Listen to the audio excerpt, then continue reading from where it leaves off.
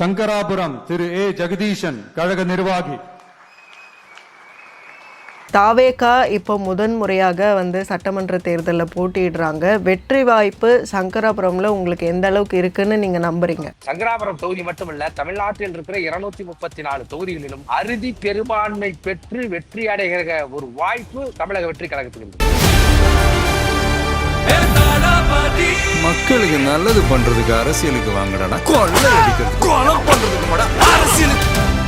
ஒற்றை விரல் புரட்சி மாதிரி வெளிநாடுகள்ல இருந்து ஆண்கள் பெண்கள் குழந்தைகளோட வாக்களிக்கிறதுக்காக இன்னைக்கு வராங்கன்னா அது தமிழக வெற்றி கழகத்துக்கு மட்டும்தான். அதனாலதான் தமிழ்நாட்டினுடைய அரசியலில் 50 ஆண்டுகளுக்கு பிறகு மிகப்பெரிய மாற்றத்தை தளபதியினுடைய தலைமையில கொண்டு வருவோங்கிற எங்களுக்கு பெரும் நம்பிக்கை இருக்கு. எங்க தலைவர் பேசுறதுக்கு தடை, கூட்டம் நடத்துறதுக்கு தடை, எல்லாத்துக்கும் அப்படிதான் இருக்கா? எஸ்ஓபிங்கிறது அப்படிதான் இருக்கா? எல்லா கட்சிக்கும் இருக்கணும்ல. அது 5000 பேர் கூட்டினா வேற, 50,000 பேர் கூட்டினா வேறன்னா இன்றைக்கு ஆளுகின்ற கட்சிக்கு அப்படிதான் நீங்க கொடுக்குறீங்களா? டிவைடர்ல ரோட்டுக்கு நடுவுல 40 கிலோமீட்டர் கொடி நட்டி வச்சிருக்கீங்க.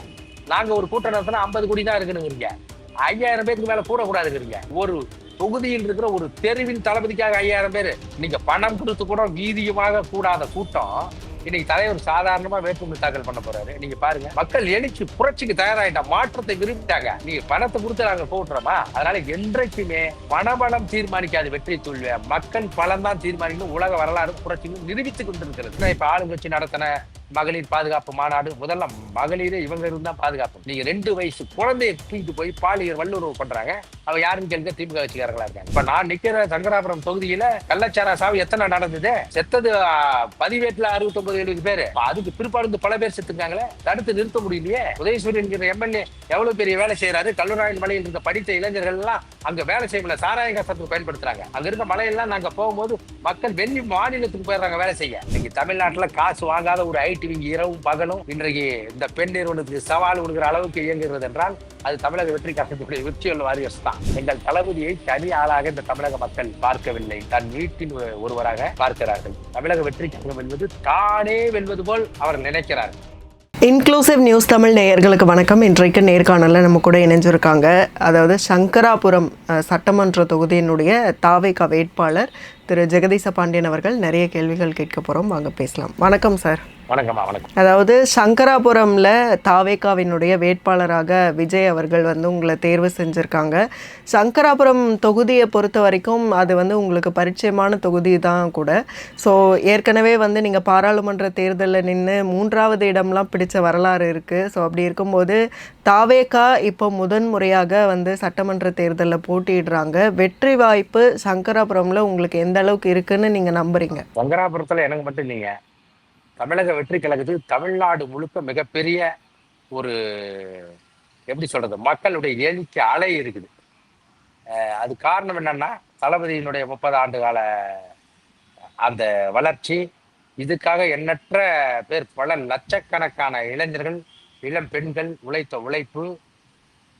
அது மட்டும் இல்லாத மக்களே இன்றைக்கு ஒரு மாற்றத்தை விரும்பி நிக்கிறாங்க. நீங்க சின்ன குழந்தையோட வீட்டுல நீங்க மாறி கூட வாக்களிக்க முடியாது. குழந்தைய இவரு நம்ம மார்க்சிஸ்ட் கம்யூனிஸ்ட் கட்சியினுடைய செயலாளர் கூட ஐயா சண்முகமே சொல்றாரு, 3வது படிக்கிற பேத்தி தாத்தா மறந்துடாத எங்களுக்கு வாக்களிங்க, உங்க சின்ன எதுமான்னு கேட்டா விசிலுன்னு சொல்ற அளவுக்கு இன்னைக்கு கடைகோடி மக்கள் வரைக்கும் போய் சேர்ந்துருக்குது. அதனால சங்கராபுரம் தொகுதி மட்டுமல்ல, தமிழ்நாட்டில் இருக்கிற 234 தொகுதிகளிலும் அறுதி பெரும்பான்மை பெற்று வெற்றி அடைகிற ஒரு வாய்ப்பு தமிழக வெற்றி கழகத்துக்கு இருக்கு. தொகுதிக்கெல்லாம் போய் பணிகள் எல்லாம் ஆரம்பிச்சிருக்கீங்க. தொகுதி மக்கள் என்ன சொல்றாங்க? அதாவது தொகுதிக்கு இங்க மிகப்பெரிய ஒரு கட்டமைப்பு இருக்கு. இங்க ஏற்கனவே ஒரு மாவட்ட செயலாளர் இங்க 5 இதுக்கும் சேர்த்து வரணி பாலாஜி அப்படின்னு சொல்லி இருக்காரு. அவருக்கு இங்க மேற்கினுடைய மாவட்ட செயலாளராக இருக்கிற பிரகாஷ், சங்கராபுரத்தில் இருக்க இணை செயலாளர் இருக்கிற ராமு, இன்னும் எண்ணற்ற பேர்கள் அருமையான ஒரு கட்டமைப்பா வச்சிருக்கிறாங்க. இங்க இருக்கிற எனக்கு 340 பூத் இருக்கு, கள்ளக்குறிச்சிக்கு 250 பூத் இருக்குது. இதுல எல்லாத்தையுமே பூத்துக்கு 10 பேர்களை போட்டு ஒரு வலுவான கட்டமைப்போடு இருக்காங்க. இது மட்டும் இல்லாத பொதுமக்கள் ஒண்ணும் இல்லை, நான் இங்க கிளம்புறதுக்காக வீட்டை விட்டு இறங்கும் போது ஒரு குடும்பம் ஒரு குழந்தைய தூக்கிட்டு வருது. யாரா இவங்க நம்ம தெருவில் புதுசா இருக்காங்களேன்னு அப்படின்னு நான் பார்க்கும்போது, ஆனா நீங்க ஜெகதீச பாண்டியன் தானே? ஆமா. ஐயோ தளபதி நல்லா பாத்துங்க, உங்க பேச்செல்லாம் நாங்க கேட்டுக்கிட்டு இருக்கிறோம் அப்படின்னு சொல்றாங்க. எங்க இருந்து வந்தீங்கன்னா தாய்லாந்து இருந்து வாக்களிக்கிறதுக்காக வந்திருக்கோம் அப்படின்னு சொன்னாங்க அவங்க. நானு எங்க கட்சியினுடைய துணை பொதுச் செயலாளர் ராஜ்மோகன் ஆலம்பட்டி ஒரு கருப்பட்டி காப்பிகள்ல தேநீர் குடிச்சிட்டு இருக்கும்போது ஒரு பெண் வண்டியிலிருந்து வந்து நிறுத்தி மகிழ்ச்சி அடைகிறாங்க. அண்ணே நீங்க ராஜ்மோகன் தானே? ஆமா. என்னம்மா இது மாதிரி நாங்க வந்து கனடாவில இருந்து வந்திருக்கோம் எங்க குடும்பத்தோட வாக்களிக்கிறதுக்கிட்டே வந்திருக்கிறோம் அப்படின்னு. இன்னைக்கு பார்த்தா ஒரு ஒற்றை விரல் புரட்சி மாதிரி வெளிநாடுகள்ல இருந்து ஆண்கள் பெண்கள் குழந்தைகளோட வாக்களிக்கிறதுக்காக இன்னைக்கு வராங்கன்னா அது தமிழக வெற்றி கழகத்துக்கு மட்டும்தான். அதனாலதான் தமிழ்நாட்டினுடைய அரசியலில் 50 ஆண்டுகளுக்கு பிறகு மிகப்பெரிய மாற்றத்தை தளபதியினுடைய தலைமையில கொண்டு வருவோங்கிற எங்களுக்கு பெரும் நம்பிக்கை இருக்கு. விஜய்க்காக ஓட்டு போடுறதுக்கு வெளிநாடுகள்ல இருந்தெல்லாம் வந்து பறந்து வராங்க அப்படின்னா, இங்க இருக்கிறவங்க ரொம்ப உற்சாகமா போய் போடணும்னு அவர் வந்து அதை கொண்டு வருவதே வந்து, ஆமா வாக்களிக்கும் போது இவ்வளோ உற்சாகமா வந்து போய் வாக்களிச்சாங்களா இது வரைக்கும் அப்படிங்கிற கேள்விகளை எல்லாம் எழுப்புது. உலகம் முழுக்க இருக்கிற 12 கோடி தமிழர்கள் இருக்கிற அத்தனை பேர்த்தினுடைய மனம் கவர்ந்த ஒரு வெற்றி தலைவராக தான் எங்கள் தளபதி அவர்கள் இருக்கார். மற்ற கட்சியெல்லாம் கூட இது வரைக்கும் ஆண்டதால் அவர்களுடைய ஆட்சி முறையின் காரணமாக மாறி மாறி திமுக அண்ணா திமுக மாறி மாறி ஆண்டதன் விளைவாக ஊழல் செய்ததன் விளைவாக கலெக்ஷன் பண்ணது கரப்ஷன் பண்ணது வாரிசு அரசியல் இதெல்லாம் வெறுத்து போயிருக்காங்க. இன்னைக்கு எங்க மேல குற்றம் சொல்வதற்கு ஒண்ணுமே கிடையாது. அவங்களுக்கு பொறாமை ஒன்னை தவிர தளபதி மேல நீங்க காழ்ப்புணர்ச்சியின் காரணமாக செய்யற குற்றச்சாட்டுகள் தவிர வேற என்ன இருக்கு சொல்லுங்க? நாங்க ஆண்டிருக்கோமா? இல்லையே. நீங்க 137 பேரை தளபதியுடைய முகத்தை வைத்தே வென்றிருக்காங்க ஊரக உள்ளாட்சி தேர்தலில். அத்தனை பேரும் சிறப்பாக தான் பணி புரிஞ்சிருக்காங்க இல்லைங்களா? இன்னைக்கு புதுசா ஒண்ணு வரும்போது ஏற்றுக்கொள்கிற மனப்பக்குவம் ஜனநாயக தன்மை இல்லை. அதனால எல்லாருமே விரும்புறாங்க. நீங்க வந்து எங்க தலைவர் பேசுறதுக்கு தடை, கூட்டம் நடத்துறதுக்கு தடை, எல்லாத்துக்கும் அப்படிதான் இருக்கா? எஸ்ஓபிங்கிறது அப்படிதான் இருக்கா? எல்லா கட்சிக்கும் இருக்கணும்ல. அது 5000 பேர் கூடனா வேற, 50,000 பேர் கூடனா வேறன்னா இன்றைக்கு ஆளுகின்ற கட்சிக்கு அப்படிதான் நீங்க கொடுக்குறீங்களா? டிவைடர்ல ரோட்டுக்கு நடுவுல 40 கிலோமீட்டர் கொடி நட்டி வச்சிருக்கீங்க. நாங்க ஒரு கூட்டம் நடத்தினா 50 கோடி தான் இருக்குன்னு 5000 பேருக்கு மேல கூடக்கூடாது இருக்கிறீங்க. ஒரு தொகுதியில் இருக்கிற ஒரு தெருவின் தளபதிக்காக 5000 பேர் நீங்க ஒரு கட்சியில தயவு செய்து ஆண்கள் அதாவது பெண்கள், வயதானவர்கள், முதியவர்கள், கர்ப்பிணி பெண்கள் வராதிங்கன்னு சொல்ற ஒரு கட்சி தமிழக வெற்றி கழகம் தான். மீதியெல்லாம் வாங்கன்னு வண்டி வச்சு காசு கொடுத்து கூட்டிட்டு போறாங்க. அன்றைக்கு மக்கள் வந்து அவனுக்கு விழிப்புணர்வு அடைய வச்சுட்டாங்க. ஏன்னா நம்மள மக்களே அப்படி நினைக்கிறாங்க. மாற்றத்தை விரும்பி நிற்கும் போது இதுவரை அது என்ன சொல்றாங்க மக்கள் வந்து புரட்சியை விரும்பி விட்டால், மாற்றத்தை விரும்பி விட்டால் ஆகாய விமானத்தை கல்லெடுத்து அடித்து வீழ்த்தி விடுவார்கள்ங்கிறான். அந்த மாதிரி கண்டிப்பா மக்கள் வந்து தளபதியுடைய ஆட்சி இந்த தமிழகத்தில் நிறுவ வேண்டும் என்று உறுதி கொண்டு விட்டார்கள். இந்த அரசியல் அமைப்பு சட்டத்துக்கு உட்பட்டதனால் அந்த வாக்களித்து தான் அந்த பெரும்பான்மையை நிரூபிக்க வேண்டும் என்ற கட்டாயத்தின் காரணமாக தான் அன்னைக்கு போட்டு வாக்களிக்கிறாங்க. இன்னமும் சொல்றேன், நீங்க வெளிநாட்டில் நடக்கிற அதிபர் தேர்தல் போல் தமிழ்நாட்டில் முதலமைச்சருக்கு என்று தனித்து வாக்கு இருந்து முதலமைச்சருடைய வேட்பாளர் எங்கள் தளபதி ஐயா ஸ்டாலின் அவர்கள் 2 பேருக்கு யாரு வைக்கலாம்னு நீங்க சொன்னீங்கன்னா கிட்டத்தட்ட 90 விழுக்காடு வாக்கு தளபதிக்கு மட்டும்தான் வெல்லுவோம். ஆனா இங்க இந்த அரசியலமைப்பு சட்டத்துல நீங்க சட்டமன்றத்துல மட்டும்தான் வெல்ல முடியும்.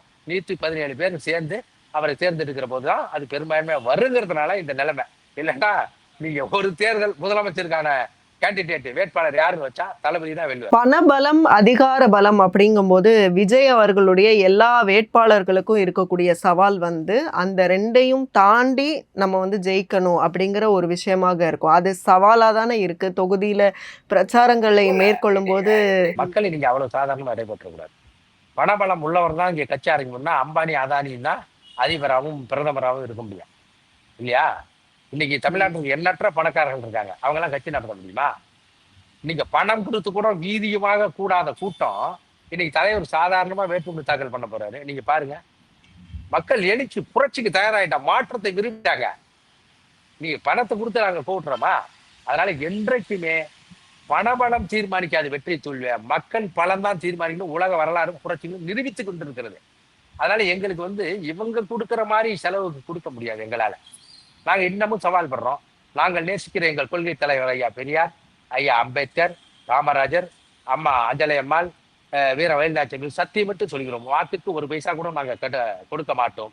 ஆனா இவர்கள் தலைவராக கொண்டிருக்கிற ஐயா கலைஞர் மீது ஸ்டாலின் அவர்கள் சத்தியமிட்டு சொல்லட்டும், புரட்சி தலைவர் மீதும் ஜெயலலிதா மீதும் ஐயா எடப்பாடி சத்தியமிட்டு சொல்லட்டும், நாங்கள் ஒரு பைசா கூட கொடுக்காத, வாக்குக்கு காசு கொடுக்காது வென்றுவோம் சொல்லிட்டு பார்க்கலாம். அதையும் மீறி இன்றைக்கு காசு கொடுத்து மக்களை ஏமாற்ற முடியாது என்ற மனநிலைக்கு மக்கள் தயாராகிவிட்டார்கள். பணம் வெற்றி தோல்வியை தீர்மானிக்காது. எங்கள் தளபதியுடைய செல்வாக்கு அந்த அளவுக்கு வீச்சா இருக்குது. நீங்க இவர்கள் நடத்தின இப்ப ஆளுங்கட்சி நடத்தின மகளிர் பாதுகாப்பு மாநாடு, முதல்ல மகளிரே இவங்க இருந்தா பாதுகாப்பு. நீங்க 2 வயசு குழந்தைய தூக்கிட்டு போய் பாலியல் வல்லுறவு பண்றாங்க. அவ யாருன்னு கேளுங்க, திமுக கட்சிக்காரங்களா இருக்காங்க. இருக்கா இல்லையா? நாம எதுவும் போய் சொல்ல. 70 வயசு தாத்தாவை அடிச்சு போட்டு 60 வயசு பெண்களை போய் கற்பழிக்க போறான். படிக்கிற பொண்ணு பாதி நேரத்துல இயற்கை உபதைக்கு வெளியே போக முடியல. என்ன சட்டம் ஒழுங்கு நீங்க நிறுவீங்க? இவ்வளவு ஆட்சி திராவிட மாடல் ஆட்சிங்கிறீங்க. ஒரு காவல்துறையினுடைய ஆணையாளரை டிஜிபிய நியமிக்கிற ஒரு தைரியம் இருக்குது அவங்களுக்கு? இதுதான் உங்களை ஆட்சியா? இன்னைக்கு நாடு என்னவா இருக்குது? போதை கலாச்சாரம் வந்து மிஞ்சி போயிருக்குதே. கஞ்சா மித்து எல்லாமே வந்துருக்குதே. நீங்க என்ன இதுதான் திராவிட மாடல் ஆட்சியா? திமுக மாடல் ஆட்சின்னு சொல்லுங்க. திராவிட மாடல்னு சொல்லி ஒட்டுமொத்த திராவிடத்தையும் நீங்க வந்து எவ்வளவு பெரிய கேடுகட்ட இதுக்கு நிலைக்கு கொண்டு போய் தள்ளுறீங்க. அதெல்லாம் மக்கள் வெறும் எழுந்துட்டான். என்ன இருக்கு சொல்லுங்க? படிப்படியாக டாஸ்மார்க்கை மூடுவோம் நீங்க. ஆனா படிப்படியாக நீங்க திறந்துட்டு தான் இருக்கீங்க. பெண்கள் குடிப்பதற்கான குடிப்பகத்தையும் திறந்ததுதான் இந்த திராவிட முன்னேற்ற கழக அரசு. திறந்தாங்களா இல்லையா? மதுரையில எங்க படிப்படியா மூடுனீங்க? எங்கள் அண்ணன் ஆட்சிக்கு வந்தால் முதல் கையெழுத்து போடுவாங்கன்னு அம்மா கனிமொழி அவர்கள் சொன்னார்கள். 5 ஆண்டுகள் ஆட்சியை முடிஞ்சிச்சு. காப்பந்து அரசாங்கம் நடக்குது. 5 ஆண்டுகளாக கையெழுத்தே போடவில்லையா அவங்க அண்ணன் அவர்கள்? இது யார மக்கள் இன்னும் தொடர்ந்து நீங்க ஏமாற்றீங்களா? இதெல்லாம் பாக்குறாங்கல்ல மக்கள். எத்தனை நீங்க தீர்மானத்தை இது வரைக்கும் நிறைவேற்றாதீங்க? கேஸ் விலை குறைப்பீங்க, மாதம் ஒரு முறை மின்சார கட்டணத்தை நாங்க எடுப்போம், 50 ரூபா நிலை கட்டணத்தை தள்ளுறோம். நீங்க என்னென்ன நீங்களே தான் சொல்றீங்க, எதுவுமே செய்யலையே நீங்க. அப்ப மக்கள் வெறுத்து போய் தான் இருக்காங்க. அப்ப இவர்களுடைய பணபலம், அதிகார பலம் அனைத்தும் தளபதியினுடைய எங்கள் தமிழக வெற்றி கழகத்தினுடைய உறவுகளின் முன்னால் எடுபடாது என்பதுதான் இந்த தேர்தல் நிரூபிக்க போற தேர்தலா இருக்கும். நிறைய மக்களை வந்து சந்திக்கக்கூடிய வாய்ப்பு வந்து உங்களுக்கு ஆரம்பிச்சிருக்கும். ஸோ மக்கள் வந்து வீடு வீடா போய் வாக்கு கேட்கும் போது என்ன பிரச்சனைகள் சொல்றாங்க, விஜய் அவர்களை வந்து எப்படி வரவேற்கிறாங்க, அது எப்படி இருக்கு? சரிங்க, சொல்லுங்க. தம்பி கண்டிப்பா, வயதில் பெரியவங்களா தம்பி கண்டிப்பா வரணும். பெரியவர்களா ஐயோ அந்த பிள்ளைக்கு ஒரு வாய்ப்பு கொடுப்போம். என்ன சின்ன தளபதியோட வயது குரல எங்க அண்ணன் தான் வரணும், சின்ன குழந்தைங்கலாம் அங்கிள் தான் வரணும் அப்படிங்கிற அளவுக்கு வீட்டுல போய் சேர்ந்துருக்கேன். வீட்டுல எந்த ஊர்ல போனாலும் குழந்தைங்க விசில் அடிக்கிட்டு தான் இருந்து. அப்ப இதை விட என்ன ஆகும்? அவங்களுடைய நோக்கம் இந்த திமுக ஆட்சியை எப்படியாவது மாத்துங்கப்பா. மாறி மாறி ஆண்டு நாங்கள் வந்து அடிப்படை வசதி நிறைய இடத்துல சில விஷயங்கள் இந்த பரிணாம வளர்ச்சியில் இந்த ஆட்சி முறையில் நடந்திருந்தால் கூட இன்னும் சிறப்பாக நடத்திருக்க வேண்டும். 10 லட்சம் கோடி கடன் எதுக்காக வந்தது? வேலைவாய்ப்பு அலுவலகத்தில் தமிழக இளைஞர்கள் பதிவு செய்யப்பட்டு 1 கோடி பேருக்கு மேல் காவல் காத்து கொண்டிருக்கிறார்கள். டிஎன்பிசி யாருக்கு இருக்குது சொல்லுங்க? டிஎன்பிசி எக்ஸாம் நடத்த முடியுதா? அதுல எண்ணற்ற குளறுபடிகள். இதுதான் உங்களை ஆட்சியா? நீங்க பாரதிய ஜனதாவை குற்றம் சொல்றீங்களே, மும்மொழி கல்வி கொண்டு வராங்க, எங்களுக்கு நிதி ஒதுக்கலன்னு. ஒதுக்கின நிதியை நீங்க சரியாக பயன்படுத்திக்கிறீங்களா? எக்ஸாக்ட் டிஎன்பிசியினுடைய தேர்வே நடத்த முடியாம ரத்து பண்றீங்களே நீங்க. இத்தனை ஆண்டு காலமா நீங்க ஆட்சி செய்தனுடைய லட்சணம் வரலாறு தானா? அப்ப மக்கள் பார்த்துக்கிட்டு தான் இருக்காங்க. பெண்கள் நீங்க 2 வயசு குழந்தைக்கு பாதுகாப்பு இல்லை, பள்ளிக்கூடம் போற பிள்ளைக்கு பாதுகாப்பு இல்லை, கல்லூரி படிக்கிற பெண்ணுக்கு பாதுகாப்பு இல்லை, வீட்டுல இருக்க பெண்ணுக்கு பாதுகாப்பு இல்லை, முதியோர்களுக்கு பாதுகாப்பு இல்லை. பெண்களை போற்றாத எந்த நாடும் வாழாது, வளராது. அப்ப எப்படி இருக்கும்? எல்லா அத்தனை பெண்களும் தாய்மார்களும் வந்து தளபதி விஜய் கட்டாயமாக வெல்ல வேண்டும், ஆட்சி கட்டில் அமர வேண்டும் என்று சபதம் ஏற்றிருக்காங்க. நாங்க வேலை எங்களுக்கு எளிதா இருக்குது, உண்மையிலேயே எளிதா இருக்குது. அப்ப இந்த முறை வந்து பெண்களுக்கு பாதுகாப்பு இல்ல அப்படிங்கறது ஆட்சி மாற்றத்துக்கு பெரிய அளவுல வழிவகுக்கும்னு சொல்றீங்களா? உறுதியாமா நம்ம சொல்லல, மக்கள் சொல்றாங்க. நீங்க செய்தித்தாளை தொடங்க. நீங்க சிதம்பரம் வீட்டுல போய் நீங்க பெட்ரோல் குண்டை வீசுறாங்க ஒரு மத்திய அமைச்சர், முன்னாள் மத்திய அமைச்சர். அது என்ன பாதுகாப்பு? உங்கள் கூட்டணியினுடைய தலைவர் பசங்க வந்து கஞ்சா அடிச்சுட்டு ட்ரெயின்ல வந்து கத்தியை தூக்கிட்டு மிரட்டுறதும், டீ கடையில சும்மா வெட்டிட்டு போறதும், இதுதான் இங்க ஆட்சி ஆடுறதா? இப்ப நான் நிக்கிற சங்கராபுரம் தொகுதியில கள்ளச்சாரா சாவு எத்தனை நடந்தது? செத்தது பதிவேட்டுல 69-70 பேரு. அதுக்கு பிற்பாடு பல பேர் செத்துருக்காங்களே, தடுத்து நிறுத்த முடியலையே. உதயசூரியன் என்கிற எம்எல்ஏ எவ்வளவு பெரிய வேலை செய்யறாரு. கல்லூராயன் மலையில் இருக்க படித்த இளைஞர்கள் எல்லாம் அங்க வேலை செய்யல, சாராய கசத்துக்கு பயன்படுத்துறாங்க. அங்க இருக்க மலையெல்லாம் நாங்க போகும்போது மக்கள் வெளி மாநிலத்துக்கு போயிடுறாங்க வேலை செய்ய. 5 அறிவு இருக்குது. சுற்றுலா தலமா அறிவிச்சிங்களா நீங்க? உள்ளூர் பிரச்சனை இதெல்லாம். விவசாயிகளுக்கு வந்து நீங்க ஒழுங்குமுறை விற்பனை கூட, பாதுகாக்கப்பட்ட நெல்லை பாதுகாக்கிறதுக்கு விற்பனை கூட இல்ல. அங்க இருக்கிற நீங்க சர்க்கரை ஆலையில இன்னும் விவசாயிகளுக்கு கரும்புக்கு உரியப்பட்ட நிர்ணயிக்கப்பட்ட விலையை கொடுக்கல. அப்ப என்ன பண்ணிருக்கீங்க நீங்க? இது சரியான பாதையில போற அரசா இல்ல சரியான போதையில போற அரசான்னு கேள்வி வருது இல்ல மக்களுக்கு. இதெல்லாம் நாங்க கேட்கல, மக்கள் சொல்லுவதை நாங்கள் பிரதிபலிக்கிறோம். அதனால கட்டாயமாக ஆட்சி மாற்றம் இந்த தடவை உறுதியா நடக்கும். அதுவும் தளபதியின் தலைமையில் ஒரு நல்லாட்சி அமையும். 50 ஆண்டுகளுக்கு பிறகு உண்மையிலேயே ஊழலற்ற, லஞ்சமற்ற, வாரிசு அரசியலற்ற ஒரு தூய ஆட்சியை நிறுவதற்காக தான் தமிழக வெற்றி கழகம் இந்த உழைத்து கொண்டிருக்கிறது. இப்போ உங்களுடைய கனவு வந்து என்னவா இருக்கு? அந்த தொகுதியில நீங்க ஜெயிக்கிற பட்சத்துல, அங்க வந்து ம். என்னென்ன மாற்றங்கள கொண்டு வரணும் அப்படின்னு முதற்கட்டமா இந்த விஷயத்த மாத்தணும் அப்படின்னு என்ன இருக்கு மனசுல? சொல்றேன். முதல்ல அடிப்படை கட்டமைப்ப இங்க படித்த இளைஞர்களுக்கு உள்ளூர்லயே வேலை இல்லாத எல்லாம் வெளிநாடு போறாங்க. அதிகமா வெளிநாட்டுல இருக்கிறாங்க. அதுக்கான ஒரு வேலை திட்டத்தை தளபதியே அறிவிச்சார். இளைஞர்கள்லாம் என்னென்ன பண்ண போறோம்னு. அதை தான் ம். உடனடியாக நம்ம செய்யணும். பாதை வசதி சரியில்லை. குடிநீர் வசதி சரியில்லை. இதெல்லாம் வந்து தண்ணீர் நிறைந்த பகுதி. மலையில இருந்து இருக்கு, டேம் இருக்கு. இதெல்லாம் அடிப்படை வசதி. இதை தான் முதல்ல செய்யணும்.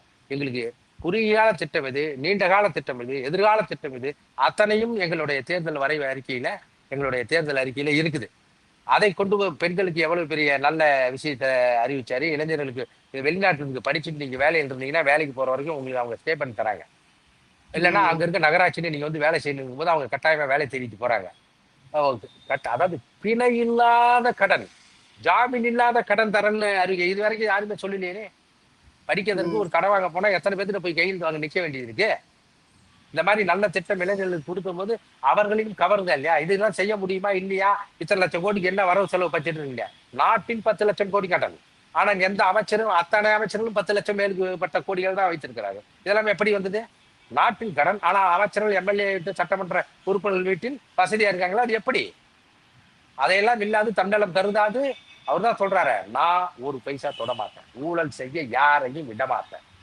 ம். கட்சி தலையீடு இல்லாத ஆட்சி முறை கட்சியினுடைய கொள்கையிலே இருக்குது. கட்சி அதாவது கட்சியில் இருந்து போய் நிர்வாகத்தில் தலையிடாத ஆட்சி முறை அப்படி யாராவது சொல்ல ம். முடியுமா? எல்லா கட்சியும் அதெல்லாம் பண்ணிட்டு இருக்குது. கட்டாயமா நடத்துவார் தலைமை அவர். பொதுவாவே ஒரு விஷயம் சொல்லப்படுறது என்னன்னா, சென்னை போன்ற நகர பகுதிகள்ல விஜய்க்கு வந்து பெரிய அளவுல ஆதரவு இருக்கு. ஆனா ம், கிராமப்புறங்கள்ல அந்த ம். பெர்சன்டேஜ் வந்து கம்மியா தான் இருக்குன்னு சொல்லப்படுது. நீங்க அது வந்து கிராமங்கள் நீங்க கூட சொல்றீங்க சொல்லப்படுது இல்ல. இருக்கிறதால நீங்க வந்து நகரங்களை விட கிராமங்கள் தான் அதிக எழுச்சியா இருக்குது. ஏன்னா ம். நகரங்கள்ல வந்து பொருளாதாரத்தை தேடி தான் உழைக்க அல்லது பிழைக்க வந்த இடத்தில் எமோஷனல் உணர்ச்சி வசப்படுவதற்கு இல்ல உணர்ச்சியை வெளிக்காட்டுவதற்கான வாய்ப்பு நேரம் குறைவு.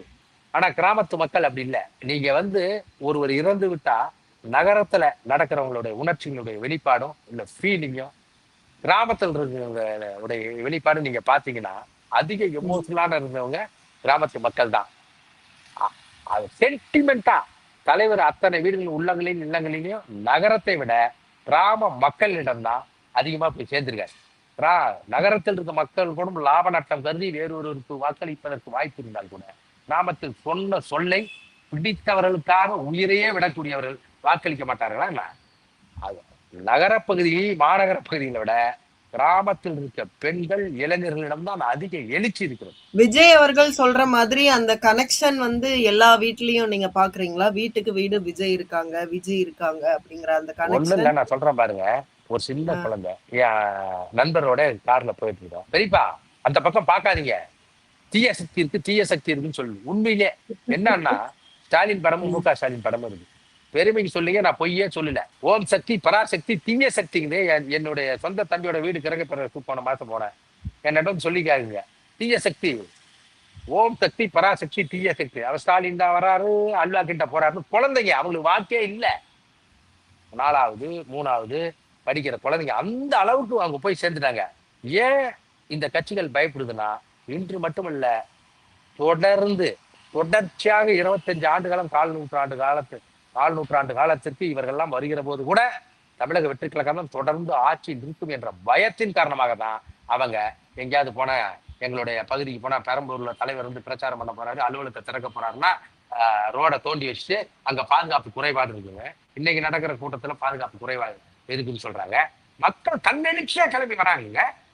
யாரு கணக்கிட முடியும்? எத்தனை லட்சம் மக்கள் வந்தாலும் பாதுகாப்பு கொடுக்க வேண்டியது அரசினுடைய கடமை இல்லையா? அப்ப மத்த தலைவர்கள்லாம் கூட்டு வரீங்க, அந்த பாதுகாப்பு கொடுக்கறதுக்கு தான் உங்க SOP அனுமதிக்குதா? தேர்தல் ஆணையம் அது அனுமதிக்குதா?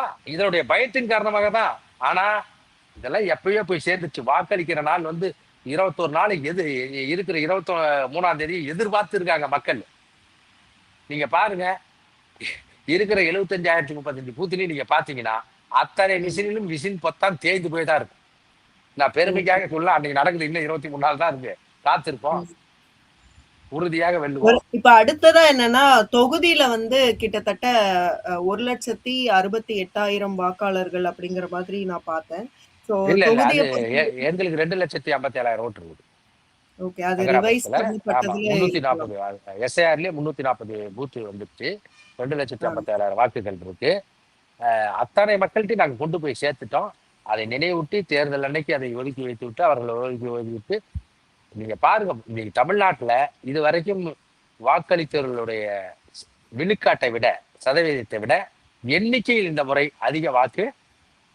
அதிகமா வாக்கு அளிப்பாங்க. அதிக எண்ணிக்கையிலும் தமிழக வெற்றி கழகம் வெல்லுங்கிற நிலையை தான் ஓவரால் பெர்சன்டேஜும் அதிகரிக்கும்னு சொல்றீங்க. ஆமா ஆமா ஆமா. இது எதுவுமே நான் மிகைப்படுத்தி சொல்லல. ஏன்னா 1921 இங்க நடந்த தேர்தல் வந்து இது வரைக்குமான நூற்றாண்டு கால தேர்தல் வரலாறை நான் ஓரளவுக்கு ஒரு வெள்ளக்காரன் நடக்கும்போது இந்த வாக்களிப்பு வந்து அவங்கள படித்தவர்கள் வரிகட்டியவர்களுக்கு மட்டும் வாக்கு செலுத்த வந்து 1952 முதல் வயது வந்தவர்கள் மட்டும் ஒரு அரசியல் ஜனநாயகத்தின் ஒருவருக்கு ஒரு வாக்கு, அது அம்பானி டாட்டா பிர்லாவா இருந்தாலும் ஒரு வாக்கு தான். அடிப்படையில கஷ்டப்படுகிற உழைப்பாளர் தோழர்களுக்கும் ஒரு வாக்குதாங்கிற நிலையில இந்த 57 இருந்து இந்த வாக்கை பார்க்கிற போது மிகப்பெரிய மாற்றத்தை எதிர்பார்த்து தமிழ்நாட்டு மக்கள் இருக்கிறாங்க. ஒவ்வொரு பூத்துலயுமே நீங்க எவ்வளவு பெரிய மாற்றம் வருதுன்னு நீங்க பார்க்க போறீங்க. 900 ஓட்டு 800 ஓட்டு 1000 பூத்துக்கு அதிகபட்சமா ஒரு வாக்கு சாவடி இருக்குது. அதுல அதிகபட்சமா 600 ஓட்டு 800 ஓட்டு தான் ஆயிருக்கும். இந்த முறை ரொம்ப அதிகமா வாக்கும் அளிப்பார்கள். தமிழக வெற்றி கழகத்துக்கும் விஷன் சின்னத்துக்கும் வாக்களித்தார்கள். இப்ப கேட்டகரி வைஸ் பார்த்தோம்னா, இப்ப குழந்தைகள் வந்து அஃப்கோர்ஸ் விஜய் ஃபேன்ஸ் நெறைய பேர் இருப்பாங்க. அவங்க ஆதரிப்பாங்க விசில. ஸோ அதுக்கப்புறம் அடுத்த கேட்டகரின்னு பார்த்தா, இளைஞர்கள் அப்படின்னு பார்த்தா, அவங்களையும் மோஸ்ட் ஆஃப் த பெர்சன்டேஜ் வந்து விஜய்க்கு ஆதரவுன்னு சொல்லலாம். இளைஞர்களை தாண்டி அந்த 40-60 அந்த ஏஜ்ல இருப்பாங்கல்ல, பேரண்ட்ஸ் இல்ல கேட்டகரியில அதுதான் அது என்னன்னா, அவங்களுடைய வாக்கு நீங்க வந்து பேரண்ட்ஸ் நீங்க குழந்தைகளுக்கு வாக்கு இல்லை, கட்டாயமா வாக்கு இல்லை. ஆனா ம். பெற்றோர்களையும் பெரியோர்களையும் வாக்கு அளிக்க வைக்கக்கூடிய திறமை, பிடிவாதம் அந்த குழந்தைகளுக்கு உண்டு. ம். புரியுதா? நீங்க நீங்கலாம் அவங்களுக்கு வாக்கு பிரச்சாரத்துக்கே இல்லாதுக்கலாம். போகலன்னா கூட, அவங்க பிரச்சாரம் பண்ணி ஓட்ட வாங்கி ஆமாப்பா. வாங்க ஐயோ வைக்கணும். உண்மையிலேமா நாங்க போட அவ்வளவு உணர்ச்சியா நமக்கு கொடி காட்டு தளபதிக்கு இதுங்க குழந்தைங்க விசில் எடுத்து ஊதுங்க, எங்களுக்கு உற்சாகமா இருக்குது இல்ல பிரச்சாரத்துக்கு உண்மையிலே. ஆனா நம்ம அவர்களை போய் வாக்காளர்களை நாங்க உறவுகளா பாக்குறோம். அவங்கள சந்திக்க வேண்டிய கடமை இருக்கு. தளபதி சொல்றாரு, நீங்க நடந்து போங்க, ஒவ்வொரு கதவை தட்டி அவங்க வீட்டுல நம்ம ஒரு உறவுகள்னு சொல்லுங்க. டோர் அதாவது கதவா நீங்க போய் இருக்கிற நேரத்தை எல்லாம் பயன்படுத்தி நீங்க சொல்லுங்க. மக்கள் எதிர்பார்த்துட்டு இருக்காங்க. அவங்களை நாம போய் அவங்க கட்டாயமா எங்களுக்கு வாக்களிப்பாங்க. நாங்க போகலாம் கூட இருந்தாலும் அவங்களை மதித்து நாங்க இருக்கமா வாழ்க்கையில மாற்றம் வரும், ஆட்சியில மாற்றம் வரும். தமிழகத்தினுடைய தலையெழுத்தையே மாற்றக்கூடிய சக்தி தமிழக வெற்றி கழகத்துக்கு தான் இருக்குதுங்கிறத நாங்க எடுத்து சொல்ல வேண்டியது. என்னதான் ஸ்கீம், சும்மா ஓட்டு போட்டக்கூடாது. ஏன் வாக்களிக்கணும், நாங்க வந்தா என்னென்ன பண்ணுவோம், அவங்க பக்கத்து வீட்டுல சொல்லும் போது இதுக்காக தான் தளபதிக்கு வாக்களிக்கணும்னு அவங்களையும் சொல்ல வைப்பதற்கான ஒரு வேலையை நாங்க செஞ்சுட்டு இருக்கிறோம். அதனால குழந்தைகளுக்கு வாக்கு இல்லதான், கட்டாயமா வாக்கு இல்லை. ஆனா பெரியவர்களை வாக்களிக்க வைக்கக்கூடிய திறமை அந்த குழந்தைகளுக்கு உண்டு. அதனால நேரம் அப்படிங்கறது வந்து அன்டில் எலெக்ஷன் இப்ப 23க்குள்ள நீங்க வந்து எல்லார் வீட்டுக்கும் வந்து போக வேண்டியிருக்கு. அப்ப ஆல்ரெடி நேரம்ங்கிறது போயாச்சுமா. நாங்க இப்ப வந்து ரிவைஸ் தான் பண்ணிட்டு இருக்கோம். நீங்க பாத்தீங்களா, விசில் சின்னன்னு அறிவிச்ச கொஞ்ச நேரத்துல கோடிக்கணக்கான பேர் உள்ளங்கள்ல போய் சேர்ந்துருச்சு. புரியுதா? அதாவது வாக்களிக்கக்கூடிய தமிழ்நாட்டுல இருக்கிறவங்க நீங்க இருக்கிறத விட அதற்கு சரிபாதி வெளிநாட்டில் வாழக்கூடிய தமிழர்கள் இருக்காங்க. அவங்களுக்கும் போய் சேர்ந்துறீங்களா? அங்கு வாழ்கிறவர்கள் இங்க இருப்பவர்கள் அவங்க உறவுகளை வாக்கு அளிக்கிற அளவுக்கு விர்ச்சுவல் வாரியர் கொண்டு போய் சேர்த்துட்டாங்க. இன்னைக்கு தமிழ்நாட்டுல காசு வாங்காத ஒரு ஐடி விங் இரவும் பகலும் இன்றைக்கு இந்த பெண் நிறுவனத்துக்கு சவால் கொடுக்கிற அளவுக்கு இயங்குகிறது என்றால் அது தமிழக வெற்றி கழகத்துடைய விர்ச்சுவல் வாரியர்ஸ் தான். ஆமா. வீடு வீடாக நீங்க போகும்போது பொதுமக்கள் இருப்பாங்க ஓகே. ஆனாலும் டிஎம்கேவை சார்ந்த இல்லைன்னா ஏடிஎம்கேவை சார்ந்த அப்படி என்டிகேவை சார்ந்தவர்களுடைய குடும்பங்களும் இருக்கும். So இருக்கு அவங்க இருக்கு. அவங்க எப்படி யாரும், அதாவது அவங்க திமுகவா இருந்தாலும் அதிமுக இருந்தாலும் அந்த கட்சியில் உறுப்பினர்கள் ஏற்கனவே பலனடைந்தவர்கள் இருந்தாலும் அங்க இருக்கிற பெண்கள் குழந்தைகளுடைய வரவேற்பு எங்களுக்கு அதிகமா இருக்கு. எங்களை யாரும் வெறுக்கல. ம். ஏன்னா 50 ஆண்டு காலங்கள் இப்ப திமுக போனா ஏன் நீ இதை செய்யல, ஏன் இது வரலன்னு கேட்க முடியும். எங்களை என்ன கேட்க முடியும்? அவங்க சொல்லுவான் நாங்க வந்து செய்வோமோ. ஏன் வந்த போது ஏன் செய்யலன்னு மக்கள் கேட்கறாங்கல்ல. நாங்க சொல்ல முடியாது, நாங்க தான் வந்து செய்வோம் அப்படின்னு சொல்லுவதற்கு ஒரு வாய்ப்பு இருக்குது, மிகப்பெரிய வாய்ப்பு. அவங்க சொல்ல முடியாது, வந்த போது ஏன் செய்யலன்னு கேட்பாங்க. அதனால எல்லாருமே எங்களை வந்து ஒரு இன்முகத்தோட தான், அவங்களுக்கு ரொம்ப கட்சியின் தீவிரமாக செயல்படுவது இருந்தால் கூட அவர்களுக்கு உள்ளுக்குள் ஆழ் மனதில் ஒரு காழ்ப்புணர்ச்சி இருந்தால் கூட அதை வெளியே காட்ட முடியவில்லை. காரணம் என்னவென்றால் அவர்கள் வீட்டில் போனால் அவர்கள் குழந்தைகளோ அவர் மனைவியோ அவர்களுக்கு சாப்பாடு அளிக்க முடியாத நிலைமை இருக்குது. அந்த அளவுக்கு இருக்குது.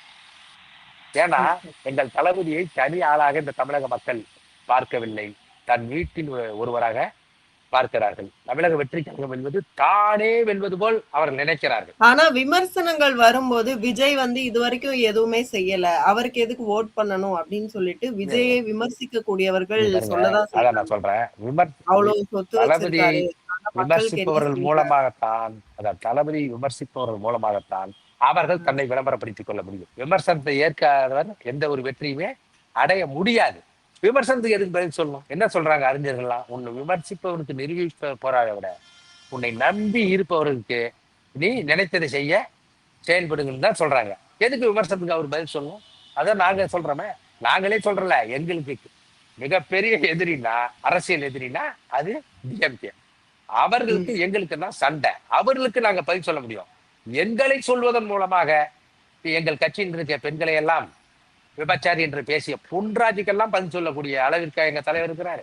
எங்கள் எங்கள் இளம் பெண்கள் கேட்கிற கேள்விக்கு பதில் சொல்ல முடியாது. உங்களுக்கு கருத்து வேறுபாடு இருக்கலாம், ஜனநாயகத்தினுடைய தன்மையே கருத்து வேறுபாடு தான். அது சரியா தப்பான்னு யோசிக்கிற மொழிய அதுல இருந்து தவறா இருக்கிறவங்க எல்லாம் பெண்கள்லாம் விபச்சாரிகள்னு சொன்னா அவருக்கு அறிவு இருக்குதா? முதல்ல எங்களை எல்லாம் ரொம்ப மரியாதை பேச சொல்லியிருக்காங்க. என்னாலாம் கோவப்பட்டா ரொம்ப பேசிடுவோம். ஏன்னா தாய்வழி சமூகத்தில் தன் கட்டிய கணவரை விட தன் உடன் பிறந்த சகோதரை தான் அதிகமாக நேசிப்பாங்க. அதனாலதான் நீங்க முத்து குடிக்க போனா கணவரத்தை கைத்து குடிக்க போறல, தான் மச்சாங்கிட்ட தான் குடிச்சிட்டு போறான். தாய் மாமா சீதனவல்லன் தான் பெண்கள் சோச்சுவாங்கள ஒழிய அந்த அளவுக்கு உணர்ச்சி வயப்பட்டவர்கள் இந்த மனிதகுல வரலாற்றில் தாய் வழி சமூகத்திலிருந்து தந்தை வழி சமூகமா மாறுகிற வரை உடன் பிறந்த வீட்டுக்கு தான் அதிகமாக வருவார்கள். எல்லா பெண்கள் கல்யாணம் பண்ணி போனால் கூட அப்படித்தான் இருப்பார்கள். அதில்தான் எங்கள் அண்ணன், எங்கள் தம்பி அப்படி பாக்குறாங்க. பொன்ராஜ் வந்து அப்துல் கலாம்கிட்ட ஒரு உதவியாளர் டாக்டர் பொன்ராஜ், முனைவர் பொன்ராஜ்ங்கிறாரு. ஒரு முனைவர் பேசுற பேச்சா அதெல்லாம்? சொல்லுங்க. மூன்றாம் தர ஆட்கள் கூட இது மாதிரி பேச மாட்டாங்க. அது பேச விட்டு வேடிக்கை பார்க்கறது யாரு? பேச விட்டு வேடிக்கை பார்க்கறது யாரு? நீங்க இதான் 75 ஆண்டுகாலம் பெரியாரை நீங்கள் கொள்கை தலைவராக ஏற்றுக்கொண்டு, அண்ணாவை கொள்கை தலைவராக ஏற்றுக்கொண்டு, பெண்களுக்கான இடஒதுக்கீடு, சுயமரியாதை இதெல்லாம் பேசுற நீங்க பொன்ராஜ் வந்து பேசலாமா? இதெல்லாம் அப்துல் கலாம் ஒரு உதவியாளராக இருந்து ஒரு சொல்றவரு இந்த அளவுக்கு இருந்தா அப்ப அப்துல் கலாம் ஐயாவை தானே தப்பா நினைக்க வேண்டியிருக்கு. இந்த மாதிரியான அறிவில்லாத அடி முட்டாளெல்லாம் அவர் உதவியாளராக வைத்திருக்கிறார் என்று மக்கள் நினைக்க மாட்டார்களா? பெண்களை போன்றாது எந்த சமூகம் வாழாது வளராதுன்னு உங்ககிட்ட சொன்னாங்க. பெண்களை ஐயா இப்படிதான் பார்த்தாரா? எப்படி பேசலாம்? நீங்க மாற்று கருத்தை வரவேற்கக்கூடிய ஜனநாயக தன்மை, அந்த பக்குவம் உங்ககிட்ட இருக்கணும். நீங்க என்ன பண்ணிட்டீங்கன்னு கேட்கிறேன். இந்த பொன்ராஜ் யாரு என்ன பண்ணிட்டாரு? மக்கள் நீதி மையத்திலிருந்து 3000 ஓட்டு வாங்க முடியல. மக்கள் உங்களை வெறுத்து நிராகரிச்சுட்டான். அப்ப அதனுடைய காழ்ப்புணர்ச்சியின் காரணமாக சரி இவர் எதுவும் செய்யல ஓட்டு போடணும்னா, எங்க ஐயா செஞ்சாரா நல்ல கண்ணையா, இத்தனை ஆண்டு காலம் வந்து 101 வயசுல இறந்து போனாரே, அவரை இந்த தமிழ் சமூகத்தில் இருக்க இந்த முற்போக்கு ஆள வைத்து விட்டார்களா? 95 வயசுக்கு மேல இருக்கு எங்க ஐயா பழனிடுமாறு ஈழ விடுதலைக்காக காங்கிரஸ் கட்சி வந்து தமிழனுடைய உரிமைக்காக நலத்துக்காக போராடி இருக்கிற ஆரம்பிச்சிட்டாங்களா? கூடங்குளம் அணுமின் நிலையத்துல போராடினாரு அண்ணா உதயகுமார் அண்ணா, அவரை ஆரம்பிச்சிட்டாங்களா? கேக்குறேன். ஒரு வந்து செய்யறாருங்கிறத மக்கள் நம்புறாங்க. அவர் தன்னுடைய அதிகபட்ச உச்சபட்சத்தை தன்மையிலிருந்து விட்டு விட்டு இந்த இதுக்கு நான் எனக்கு நன்றி உணர்வோடு இருந்தவர்களுக்கு நான் ஏதாவது செய்து உழைக்க வேண்டும் என்று வர நீங்க வந்து வரவே கூடாதுன்னு சொன்னா நீங்க ஆண்ட லட்சணம் தான் எங்கேயே தெரியுது. சொல்லுங்க. இன்றைக்கு இதுக்கு சட்டமன்றத்தில் இருக்கிற 99 இழுக்காடு சட்டமன்ற உறுப்பினர்கள் தன் சொந்த தொகுதியில் உறுப்பினர்கள் இல்லாமல் போய், உறவுகள் இல்லாமல் போய் வாக்கு கேட்கிற திராணியும் தெம்பும் அவர்களுக்கு இருக்கிறதா? மக்கள் நிராகரிக்கிறாங்க. காசை கொடுத்து வாங்கிலாங்கிற தைரியத்தில் தான் இருக்கிறீங்க. இந்த முறை மக்கள் தெளிவா இருக்காங்க. காசை விட தளபதியினுடைய பாசம் முக்கியம்னு அவங்க முடிவு பண்ணிட்டாங்க. மாற்றம் வரும், உறுதியாக வெல்லும். சங்கராபுரம் தொகுதியை பொறுத்த வரைக்கும் இதுவரைக்கும் ஜெயித்தவர்களோட பட்டியல் அப்படின்னு எடுக்கும்போது திமுகவாக இருக்கு, காங்கிரஸ் இருக்கு, அதிமுகவாக அப்படின்னு வரும்போது, அப்போ இந்த முறை வந்து போட்டியே எங்களுக்கும் திமுகவுக்கும் நடுவுல தான் அப்படின்னு தாவேகா சொல்லும் போது 1961 வேட்பாளரை விட தாவேகா வேட்பாளர் வந்து அதிக வாக்குகள் வித்தியாசத்தில் ஜெயிப்பார் அப்படிங்கறத எப்படி உறுதிப்பட சொல்லுவீங்க? எப்படின்னா 1961 இந்த சட்டமன்றம் இந்த சட்டமன்ற தொகுதி உருவாக்கப்பட்டது. அது வந்து மாறி மாறி வந்தது. அப்பெல்லாம் தாவேகாங்கிற ஒரு கட்சி அப்ப இல்லை. புரியுதுங்களா? நான் வந்து 2024 நிற்கும் போது அதற்கு முன் இருந்த பொன்முடியுடைய பையன் கௌதம் மொத்தம் 7,5 லட்சம் வாக்கு பெற்றாரு. கிட்டத்தட்ட 2 லட்சம் வாக்கு 3 லட்சம் வாக்கு வித்தியாசத்துல வென்றாரு. ஆனா சென்ற முறை 24 வெறும் 30,000 வாக்கு வித்தியாசத்தில் தான் திமுக ஜெயிச்சது. அதே நிலைமைதான் ஐயா உதயசூரியன் அவர்களுக்கு. அப்பெல்லாம் தமிழக வெற்றி கழகம் என்ற ஒரு கட்சி எங்கள் தளபதியினுடைய தலைமையில் இயங்கவில்லை. இப்பொழுது அது வரலாறுங்கிறது அதாம்மா. இதுவரைக்கும் நடந்தது போல் நடக்காமல் இருந்து புதிய வரலாறை படைப்பதுதான், ரெக்கார்டை படைப்பதுதான் வரலாறு. அந்த வரலாறை படைப்புங்கிற நம்பிக்கையில தான் நாங்க வேலை செஞ்சுட்டு இருக்கோம். மிக்க நன்றி. உங்களுக்கு வாழ்த்துக்கள். தொடர்ச்சியாக தொகுதி மக்களை சந்தித்து அந்த தொகுதியில வெற்றி பெறுவதற்கும் நாங்க தொடர்ச்சியாக வாழ்த்துக்களை தெரிவிக்கிறோம். மிக்க நன்றி உங்களுடைய நேரத்துக்கும் கருத்துக்களுக்கும். நன்றிமா, மீண்டும் மிக்க நன்றி.